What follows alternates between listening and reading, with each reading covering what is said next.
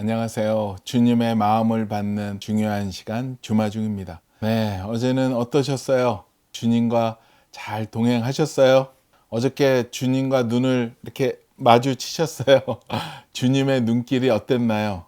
따스하셨죠? 혹시 보지 못하셨나요? 오늘 꼭 보십시오.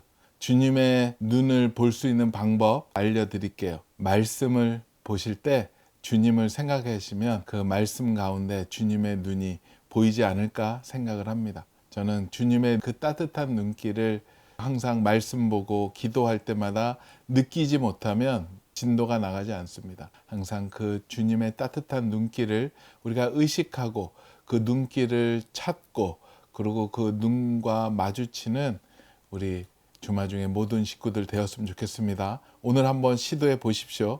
오늘 주님이 주시는 말씀은요. 누가복음 22장 61절 62절 말씀입니다. 주께서 돌이켜 베드로를 보시니 베드로가 주의 말씀 곧 오늘 닭 울기 전에 내가 3번 나를 부인하리라 하심이 생각나서 밖에 나가서 심히 통곡하니라. 아멘. 한 번 더 보겠습니다. 주께서 돌이켜 베드로를 보시니 베드로가 주의 말씀 곧 오늘 닭 울기 전에 내가 3번 나를 부인하리라 하심이 생각나서 밖에 나가서 심히 통곡하니라. 아멘. 쉬운 성경 버전으로 보겠습니다. 주께서 돌아서서 베드로를 보셨습니다. 베드로는 주께서 오늘 닭이 울기 전에 내가 나를 3번이나 모른다고 부인할 것이다 라고 하셨던 말씀이 기억났습니다. 그래서 베드로는 밖으로 나가서 몹시 울었습니다. 아멘. 네, 새번역 버전입니다. 주님께서 돌아서서 베드로를 똑바로 보셨다. 베드로는 주님께서 자기에게 오늘 닭이 울기 전에 내가 3번 나를 모른다고 할 것이다 하신 말씀이 생각났다. 그리하여 그는 바깥으로 나가서 비통하게 울었다. 아멘. 네, 오늘 이 귀한 말씀과 함께 보면 좋은 책이 있어서 나누려고 합니다. 우리 한재훈 목사님의 새로운 신간입니다. 고난이 꽃이 되고 별이 되게 하소서. 제목이 너무 아름답죠? 고난에 대한 이야기를 우리 목사님께서 써주셨는데요. 요즘에 고난 때문에 또 고통 때문에 힘든 분들 아마 이 책이 큰 위로가 될 책이라고 생각이 듭니다. 고난이 이해가 되지 않고 고난 가운데 헤어나오지 못하는 분들이 있다면 이 책으로 다시 한번 회복되는 시간 가졌으면 좋겠고요. 오늘 이 책 가운데 좋은 글이 있어서 나누려고 하는데요. 글의 제목은요. 그 눈빛 하나에 무너졌습니다. 개구장의 아들은 엄마와 시장 가는 것이 좋았다. 신통방통한 것들이 개구쟁이의 마음을 홀린다. 결국 엄마를 잃어버리고 파출소에서 보호를 받게 되었다. 울며 불며 앉아있는 아이를 순경들이 아무리 달래도 소용이 없었다.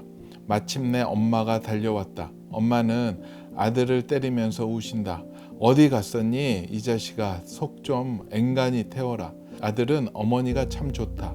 때리는 어머니가 참 좋다. 나 없으면 못 사신다는 어머니가 너무나 좋다. 이 어머니의 사랑을 느낄 때 엄마 잘못했어요 하며 품에 안긴다. 하나님은 당신의 자녀들이 잘못했을 때 친아들처럼 사랑하기에 징계하신다. 혼을 내서라도 올바르게 돌아오게 하는 것이다. 징계를 하시되 울며 매를 드신다. 꽃으로 살살 때리신다. 매를 드시는 하나님은 더욱 아프시다. 미국의 저명한 기독교 동화 작가 월터 웬거린에게는 매튜라는 사랑하는 아들이 있었다. 매튜는 만화책을 무척이나 좋아했다. 그가 하루는 도서관에서 만화책을 몇 권 훔쳐왔다. 아버지는 엄하게 꾸중했다. 그런데 이듬해 만화책을 또 훔쳐왔다. 그리고 그 다음 해에도 또 만화책을 훔쳐왔다. 아버지는 더 이상 그대로 둘 수 없었다. 아들을 서재로 데리고 갔다. 매튜, 아빠는 아직까지 너에게 회초리를 든 적이 없다. 그러나 오늘은 너에게 도둑질하는 것이 얼마나 나쁜 일인가를 가르쳐 주어야겠다. 그리고 호되게 매질을 하였다. 반성하며 혼자 있거라. 아버지는 나갔다가 잠시 후에 들어오겠다. 아들을 서재에 두고 나온 아버지는 사랑하는 아들의 삐뚤어진 모습이 너무나 안타까워 어린 아이처럼 울었다. 여러 해가 지난 뒤 매튜가 어머니와 지난 이야기를 하게 되었다. 엄마, 나는 아버지와의 그 일 이후로 다시는 도둑질을 안 했어요. 그때 아버지에게 매 맞은 것이 그렇게 아프고 무서웠니? 엄마, 그래서가 아니에요. 나는 그때 아버지가 우시는 소리를 들었어요. 사람이 변화되는 순간은 사랑과 진실 그리고 그 사랑에 따른 눈물을 받았을 때다. 아버지의 눈물이 아들 매튜를 변화시켰듯이 예수님의 십자가의 피가 사람을 변화시킨다. 예수님의 사랑은 희생과 고통 그리고 눈물의 사랑이었다. 하나님은 자녀를 징계하시면서 피눈물을 흘리신다. 그래도 자녀는 돌아서질 않는다. 그래서 하나님이 대신 징계를 받으셨다. 그것이 바로 예수님의 십자가다. 베드로 사도는 3년 동안이나 섬기던 스승을 부인하며 배반하였다. 흔히들 베드로는 닭 우는 소리에 스승인 예수님이 생각나 통곡하며 울었다고 생각하지만 그렇지 않다. 닭의 울음 때문이 아니다. 주께서 돌이켜 베드로를 보시니 이것이 그의 회복의 시작이었다. 주님은 몸을 돌려 배반한 베드로를 바라보셨다. 주님의 시선을 대하자 밖에 나가서 통곡하며 울기 시작한다. 베드로의 회개의 시작이다. 그날 베드로를 주목하시던 예수님의 시선은 한없는 자비와 긍휼의 시선이었다. 그래, 나를 팔아라. 나를 밟아도 좋다. 그래도 나는 너를 사랑한다. 나는 너를 위해 십자가 못 박혀 죽나니. 그런 주님의 시선과 베드로의 시선이 맞닿는 순간 베드로는 통곡하기 시작한다. 아직 완벽한 회복은 되지 않았다. 그러나 회개는 이미 시작되었다. 야사에 따르면 이날 베드로는 온종일 울며 주님을 쫓아다녔다고, 그리고는 진정한 제자의 자리로 서서히 들어오게 된 것이다. 죄로 인한 고난은 회개해야 한다. 회개하여 고난의 벽을 밀치면 다리가 된다. 아멘. 네, 그래요. 주님과 시선이 마주쳤을 때, 특히 주님의 그 사랑의 눈빛이 나에게 들어올 때 우리는 무너질 수밖에 없고 회개할 수밖에 없고 울 수밖에 없을 것이라고 생각을 합니다. 여러분들이 말씀을 볼 때, 기도를 할 때 주님의 시선과 마주치던 그 순간 안 울 사람은 없을 거라고 생각을 합니다. 그 따뜻한 시선, 우리를 향한 주님의 사랑스러운 시선, 우리를 인도하시는 그 시선을 우리가 맞닿았을 때 눈물 날 수밖에 없겠죠. 말씀을 볼 때 어느 날 갑자기 그 말씀 가운데 그 활자에 그 뒤에 예수님의 눈이 나를 보고 있다면 그 순간 말씀 앞에 무릎 꿇을 수밖에 없고 눈물을 흘릴 수밖에 없다라는 것을 우리는 다 고백할 수 있을 것이라고 생각을 합니다. 어느 누가 어떤 강심장이 예수님과 눈을 마주쳤는데 가만히 있을 수 있겠습니까? 오늘 우리가 그 베드로의 모습을 봅니다. 베드로가 결국 저는 지금도 계속 주님의 약속을 어기기도 하고 주님을 팔아넘기기도 하고 주님을 부인하기도 합니다. 내 자신을 부인하지 않으면 예수님을 부인하는 것과 같습니다. 내 자신을 부인하는 순간 예수님을 인정하게 되는 거고요. 내 자신을 부인하지 않고 내 자아가 죽지 않으면 계속 예수님을 거부하고 예수님을 부인하는 이 베드로의 모습과 같죠. 저는 그랬었던 적이 있는 것 같아요. 내 자아가 죽지 않고 계속 내 자아를 부인하지 않고 내 마음대로 하고 싶었을 때 어느 날 주님의 시선이 맞닿았던 적이 있습니다. 그때 내가 잡고 있는 것이 얼마나 허망한 거고 예수님을 부인하는 것인지가 느껴졌었던 것 같아요. 우리의 삶의 위기 앞에서, 두려움 앞에서 나도 모르게 주님을 모른 척하고 주님을 의지하지 않고 세상의 돈, 세상의 사람들을 의지하고 거기에서 해결을 찾으려고 했던 나의 모습들이 너무나도 많습니다. 예수님의 눈길을 만나는 순간 오늘 베드로처럼 누구나 다 심히 통곡한다라고 했습니다. 우리는 항상 예수님과 눈을 마주해야 됩니다. 그 베드로를 바라보시는 주님의 눈빛은 어땠을까요? 너 나 배신했어? 너 나중에 봐. 이렇게 막 분노의 눈길은 아니라고 생각을 합니다. 비난의 눈빛이 아닌, 그럼에도 불구하고 내가 너를 다 안다, 이해한다 라는 사랑의 눈빛이 아니었나 생각이 들어요. 내가 너를 안다. 너의 연약함 내가 충분히 안다.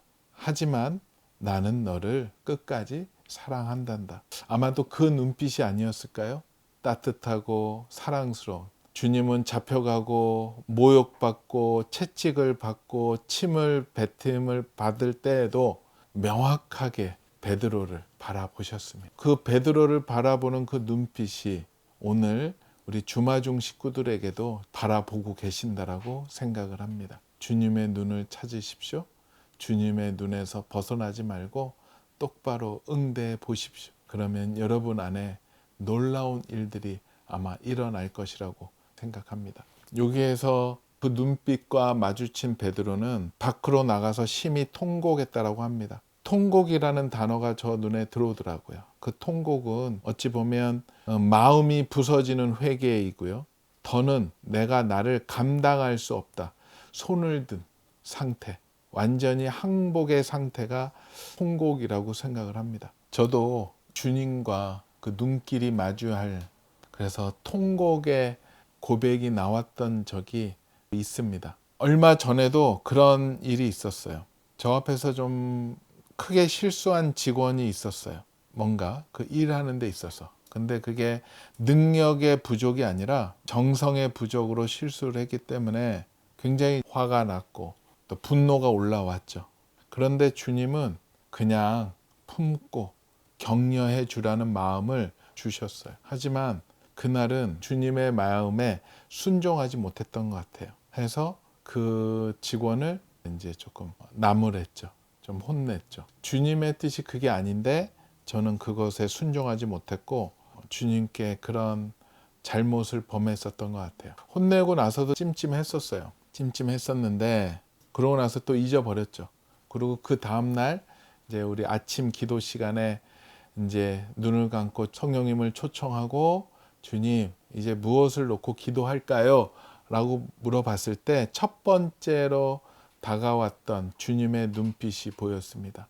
그 눈빛, 어제 품고 안아주고 격려해 주라고 말씀하셨던 그 주님의 얼굴이 보이고 또 그 말에 순종하지 않고 막 나무랬던 저의 모습이 생각이 나고 또 그 나무래는 모습을 안타깝게 쳐다보시는 주님의 눈빛이 생각이 나는 듯 했었습니다. 그 눈빛이 느껴졌을 때 다시 주님 앞에 통곡하는 마음이 생겼습니다. 죄송하다고 주님께 회개하고 주님 앞에 부끄러운 마음으로 다가갔습니다. 아, 내가 정말로 잘못했구나. 그때 조금 참고 격려해주고 품어줬으면 이 아침에 얼마나 주님과 기쁘게 만날 수 있었는데 그러지 못해서 또 주님을 마음을 아프게 하고 주님을 안타깝게 했다라는 그 마음 때문에 마음이 힘들었고 또 하나 저의 그런 모습 때문에 그 저한테 한 소리 들었던 힘들어하고 주눅 들어 있을 그 직원에게 너무나도 미안했고 힘든 마음이 들었습니다. 그래서 그것까지 회개하는 시간을 가지게 되었습니다. 그래서 기도 끝나고 주님께 기도하는 그 시간은 주님께 사과하고 회개하는 시간이었고 다시 그 직원을 따로 불러서 사과를 했습니다. 네, 미안하다고 했더니 그 직원이 되려 더 미안하다라고 또 얘기해서 주님 안에서 잘 마음이 풀리긴 했지만 많이 후회하고 사과하는 마음이 있었습니다. 한 가지가 또 있었는데요. 또 그 다음에 다른 일로 어떤 곳에서 이제 저를 초청을 해 주셨어요. 요즘에 이제 외부 집회에 나가고 있는데 생각보다 너무나도 작은 단체였어요. 교회는 아니었고 단체였고 그때 시간적으로 쉽지가 않았고 그리고 생각했었던 바가 아니고 전혀 다른 모임들이었죠. 그래서 내가 저기 가서 무슨 얘기를 할까? 내 얘기를 잘 들을까? 모임도 너무 소규모고 저런 데까지 내가 다녀야 될까? 라는 생각도 있었고 해서 이제 그 초청이 왔었는데 거절할까라는 마음이 있었어요. 그래서 그걸 놓고 기도를 할 때였습니다. 그걸 기도를 하는데 주님께서 다른 말씀은 안 하시고 그 단체를 향한 주님의 마음을 보여주시고 그 단체 옆에 서 계시는 주님의 눈빛이 보였던 것 같아요. 그냥 애틋한 눈으로 저를 쳐다보시는 것 같았어요. 그것은 무슨 뜻일까요? 와서 도우라 라는 그런 눈빛이셨던 것 같아요. 그래, 알아. 네 마음 알아. 알지만 이건 내가 사랑하는 공동체다. 네가 와서 섬기라 라는 마음으로 이해하고, 그래서 다시 연락을 드렸죠. 가겠습니다. 기쁘게 가겠습니다 하고 약속을 했습니다. 참 주님은 항상 그렇게 보시는 것 같아요. 저의 모자람, 안타까움을 혼내시고 저를 벌 주시는 하나님이 아닌 안타깝게 저를 바라봐 주시고 다시 한번 기회 주시고 이해해 주시고 포용해 주시는 그 사랑의 하나님, 그 사랑을 우리가 오늘도 다시 한번 깨닫고 주님의 시선을 마주했을 때 그 사랑을 그냥 온전히 누리고 받을 수 있으니까는요, 여러분들 꼭 주님의 눈을 구하시고 주님의 시선을 찾아서 그분과 눈을 한번 마주치십시오. 우리 주마중 식구들은 어떠세요? 어떤 결정을 할 때, 선택을 할 때 항상 주님의 뜻, 주님의 눈길과 한번 마주치세요? 꼭 마주쳐 보십시오. 그래야 온전한 선택, 또 온전한 방향을 잡을 수 있습니다. 어떤 상황에서든. 그 예수님을 부인하는 베드로를 향해서도 주님은 사랑스럽게 애틋하게 바라보셨듯이 주님 앞에 온전히 제대로 하지 못해도, 죄를 지어도 무너져도 따뜻하게 바라보시는 그 주님입니다. 그 눈길이 나를 회복시킬 것이고 주님 앞에 다시 한번 나아가게 해주실 것이라고 저는 확신합니다. 오늘 또 내용 가운데 좋은 내용이 있어서 같이 나누려고 합니다.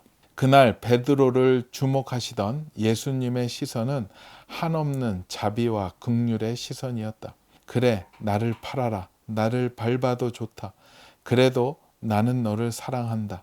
나는 너를 위해 십자가 못 박혀 죽었다. 그런 주님의 시선과 베드로의 시선이 맞닿는 순간 베드로는 통곡하기 시작한다. 아직 완벽한 회복은 되지 않았다. 그러나 회개는 이미 시작되었다. 죄로 인한 고난은 회개해야 한다. 회개하여 고난의 벽을 밀치면 다리가 된다. 아멘. 네, 오늘 말씀 한 번 더 보겠습니다. 주께서 돌이켜 베드로를 보시니 베드로가 주의 말씀 곧 오늘 닭 울기 전에 내가 3번 나를 부인하리라 하심이 생각나서 밖에 나가서 심히 통곡하니라. 아멘. 함께 기도 드리겠습니다. 주님 감사합니다. 주님 감사합니다. 오늘 우리 주마중 식구들 다른 것을 보지 않고 다른 것과 눈을 마주치지 않고 오직 주님의 눈과 마주치는 그런 은혜 부어 주시옵소서. 주님의 그 눈길을 찾아서 그 눈길에 정렬하고 그 눈길을 맞이하는 그런 주마중의 모든 우리 식구들 되게 허락하여 주시옵소서. 우리가 사고를 치고 문제를 일으키고 죄를 지어도 끊임없이 우리를 따뜻하게 안타깝게 사랑스럽게 바라보시는 주님의 눈길을 경험하고 체험하는 저희 식구들 되게 허락하여 주시옵소서. 감사하오며 거룩하신 예수 그리스도 이름으로 기도합니다. 아멘. 그래요. 주님의 눈길 한번 마주쳐 보시고요. 그러면 주님이 또 다른 눈길이 가는 곳이 있습니다. 우리가 도와줘야 될 곳, 우리가 함께 해야 될 곳에 주님은 그곳에 눈길을 주십니다. 요즘에 주님께서 눈길을 주시는 곳이 계신데요.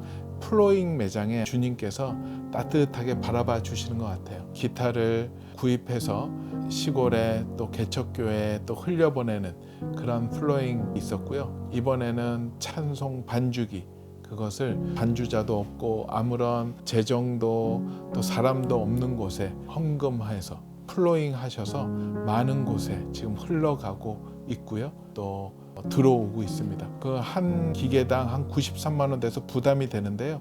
혼자 부담 안 하셔도 됩니다. 10,000원이든 뭐 5만 원이든 10만 원이든 기도하시면서 할 수 있는 거 보내주시면 저희가 그걸 모아서 개척교회, 시골교회 같은 데다가 잘 보내드리고 있으니까는요. 여러분들 주님의 시선이 거기에 가 있습니다. 그 시선을 잘 따라와서 함께 해주셨으면 고맙겠습니다. 오늘 주님과 눈을 마주치는 날입니다. 영상 끝나고 잠시 기도하십시오. 기도하시면서 주님의 눈을 찾아보십시오. 주님의 눈이 마주칠 것이라고 생각합니다. 그 다음에는 저도 모릅니다. 각자 알아서들 하십시오. 네, 오늘도 주님과 동행하고 함께 바라보는 귀한 하루 되었으면 좋겠습니다. 오늘도 블레싱.